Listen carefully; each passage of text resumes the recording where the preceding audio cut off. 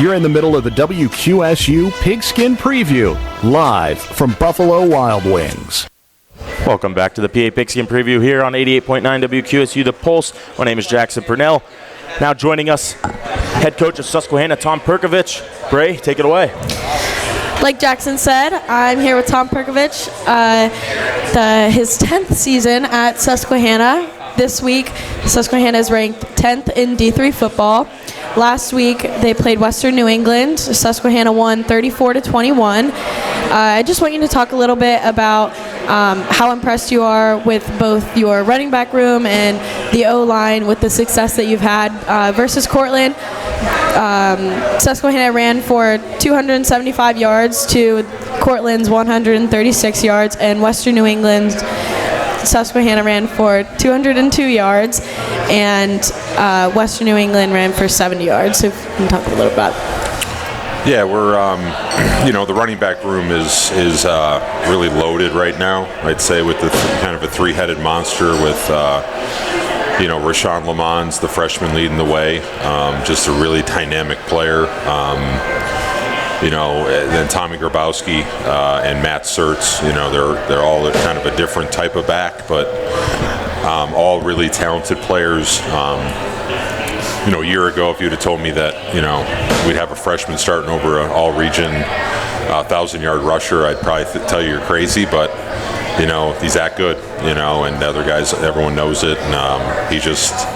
Rashawn's done an awesome job just getting himself ready and being mature about the process, because it's hard to play as a freshman in college, and he's done an awesome job with just the day-to-day process and just being mature and how he goes about his business. He came in great shape, and you can just tell when he gets the ball, at any point it can go to the end zone, both in the pass game and the run game. So he's kind of multi-dimensional.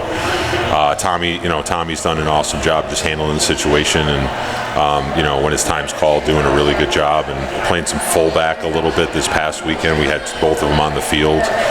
Then Matt's another dynamic player, in Sertz, and when he's had his number called, he's averaging well over 5 yards a carry, and we know that whoever we put in there is going to be really productive. Our O-line's really handled, I think some changes with new guys in at the guard positions and some rotation and injuries and just a lot of competition there. But having our rocks at the tackle spots with Nick Gonzalez and Hunter Shimko, and then the man running the show, Eli Cantor, in the middle, all returning starters, multiple year guys now, and being able to have that is critical to the other two guys that are coming in, playing. So been really proud. They've also worked really, really hard at getting us going. I know we've had some untimely things at times, but that's football. But we've been able to kind of establish the run in really every game and have some type of big run to scare people in every game this year. And they've done a pretty good job of protecting Josh, and letting him really mature as our quarterback too. So been proud of both rooms. I think Rashawn impressed everyone coming out. He's been awesome to watch, and I think they all have a good dynamic when it's their time. But this week starts landmark play with Catholic. Catholic is 2-1, and is there anything specifically that you guys are practicing for this game? I think we're more about ourselves right now. There's some things that we've got to do better. I wasn't super happy with our win at Western New England, even though we did win, and I'm happy we won.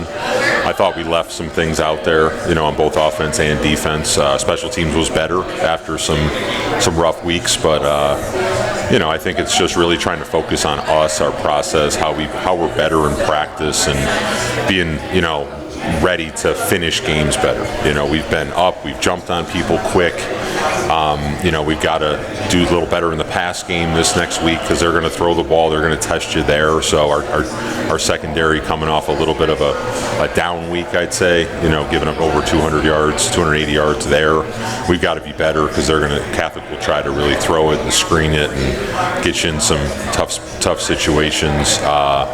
And our offense needs to be more consistent in the second half. That's something that's really kind of showing up in the last couple weeks, that we jump on people and get out and score, but we've got to continue to put people away at the end of the game, and I think we have the firepower to do that.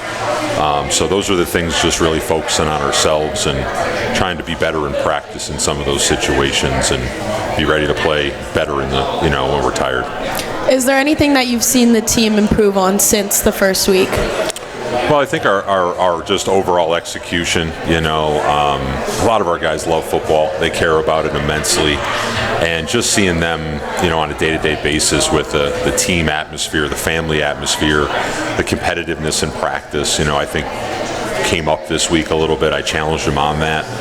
And I think they did a great job responding over the last 3 days. But I just think it's kind of understanding our systems, getting comfortable for the newer guys. We've thrown a lot at them over the first 4 weeks to get us ready for kind of conference play as we go. But I've just been really impressed with just every day of them being hungry to learn and come to practice and compete. How or do you adjust your coaching tactics based on the strengths and weaknesses of your opponents? So, for example, Catholic or any of the teams that you've played so far? Yeah, I think if you watch us, the layperson watches and just sees football being played, right? But, we're very multiple with our schemes and what we do, and I think each week we got a little different flavor on offense and some new looks and new plays and motions and moving around formationally, and then defensively we're going to give you a lot of different looks. So I think it's just, who are your best players? What are the best things you do? How do we take that away with some, multiplicity with what we do and try to confuse you? I think we've done a pretty good job of that over the years, and all phases we try to really confuse the opponent with the multiplicity of what we do. And some people think we're out of our mind to do that much, but our players can handle it. We spend a lot of time with them on it, and but it's always about adjusting to trying to take away the strength or the best player, or attack the weakest player, or those things are always in our game plan as we operate. Yeah. This year, you not only brought in new players as freshmen, but you brought in some new coaches. How has that adjustment been? 5 new to SU coaches, right? Yeah, we have, really 3 new coaches. Well, 4, actually 5, I guess you'd say, with the offensive guys.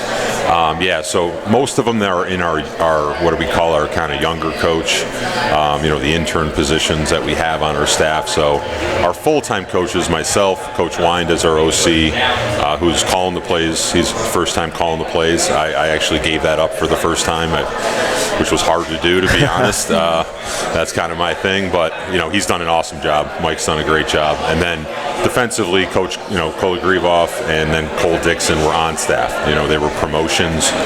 So I think the nucleus of the full-timers was there, from returning from either 1 year or for multiple years, which is great. And then we had to figure out the young coaches, which was easier said than done. Our defensive young coaches started on report day. It's been just trying to get them their feet wet and understand what we do, and even our other coaches on offense. And the coaches are doing a great job just connecting with players and getting them ready and handling some of the auxiliary stuff that they have to handle as assistants and young assistants. And I think they've handled it well. But yeah, it's been a definite change. From 22 to 23, we kept everyone except I think one person. And now this year has been a huge change, with and some late change. But I think the players have handled it well, our coaches have handled it well. But it's still a learning process. It's still a learning process week by week, and we try to not take that for granted. Kind of backtracking a little bit, but what are some methods you use to develop players' skills and help them reach their potential, like using Grabowski, Sertz, Lamons in different places, or any other players for that matter, but we talked about them previously? Well, I've always had a philosophy of what we call the 3 Ps, the players, positions, and plays. So, making sure that we have the right players on the field in the right positions to make the plays, right? Or us schematically drawing things up to make sure that the best players get the ball in the biggest moments. That's why we're so multiple, so we can kind of, pick and choose who we want on the field, and it's not a lot of extra learning for our players. I think development comes on a daily basis. it's a year-round job as being a college athlete, especially at a program like ours. We ask a lot of our players, so even from the weight room development standpoint, utilizing our spring meetings, we take a lot of pride and a lot of time in our preseason in trying to really get our team ready to go in all facets, really challenge them a lot on a daily basis to get ready for the season. So I think it's just the year-round development, and that's something we take a lot of pride in, is developing our team and our players. That's why I think when you look at our program, you see consistency year in, year out, what we've done over a long period of time. College football isn't like the pros. I can't offer someone a 10-year contract, or if I have them for a finite amount of time. It's about getting the most out of them in that span, and developing our younger players that you guys aren't seeing right now. But that's part of running the program, right? Is developing them, even though they're not playing right now, and not just focusing all your effort on the people that are. It's about developing those guys. There's not redshirting in Division III unless it's medical. So there's a lot of pieces that go into it, and I'm proud of the way our strength staff goes about it, our coaches go about it. We're very intentional with those guys, and I think that's part of the development. By the time they get to their sophomore, junior year, they've got a really good grasp on what we do, how we do it, and they're really ready to play varsity football. You answered that question awesome. Is there any challenges that the team has faced over the last few weeks?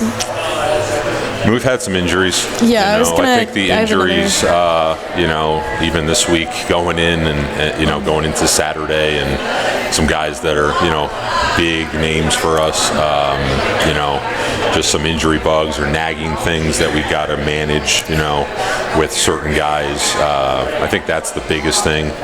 It was a long ride last week. I think just how do you manage the trip? We got a chance to stop at West Point and practice in their stadium, which was cool for our guys. And just the logistics of traveling, I think, is always, staying in hotels and trying to just manage 90 people, is a challenge.